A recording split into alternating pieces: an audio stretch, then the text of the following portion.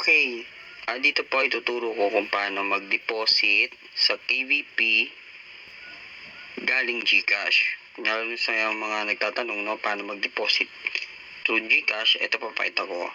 Dito po sa KVP, pasok lang po kayo. Ito po yung menu, yung home. Tapos click nyo lang po ito yung parang taong logo sa kanan nyo sa baba. Tapos makikita nyo po yan, click nyo po yung deposit. Tapos hintayin lang po natin. Ayan na po. Ang pipindutin nyo po, hindi po yan. Ito pong local bank transfer. Yan po yung kailangan nyo pindutin. Sa sample po tayo. Yan. Tapos ilalagay nyo po yung perang gusto nyo ilagay. Sample lang, no? Sample lang naman natin. 3,000. Yan, 3,000. And lalabas po dyan is 48.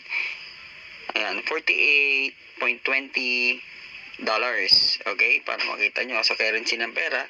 Click po natin yung next step. Ito sa taas. Okay? Makikita nyo po may aakyat na ganyan. Click nyo lang po yung Chrome para extension po to. Chrome extension. Yan. Chrome. Kung ano yung aakyat, click nyo lang po. Kasi yan. Kita mo, may ganitong lalabas sa inyo. Yan. Tapos click nyo lang po. Scroll down, no? Tapos click nyo yung Pay Now. Yan, makikita nyo po may Dragon Pay. Ngayon, dito i-click nyo sa select payment option, yung GCash, hanapin nyo yan dyan. Ayan, marami po ritong way ng payment, no? Pero sa GCash po tayo. Ito, ayan, GCash. Okay, click ko lang po yung GCash. Tapos, agree. Kailangan i-click yung agree. Yan, tapos select. Click ko na po yung select. Okay.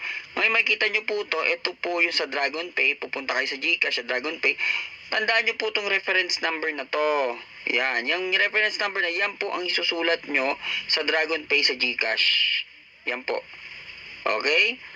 Kaya at least alam nyo na po. Tapos na po yan. Kailangan po makopya nyo po yung reference number na yan na mahaba. Parang 20 numbers po yan.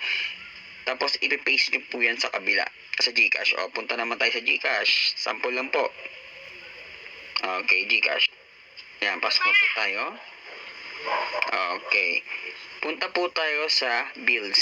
Sa bills po, no, click nyo yung bills. Yan. Tapos sa tuktok po, sa search button lang, type nyo na lang po ng Dragon Pay. Para hindi na kayo mahirapang maghanap.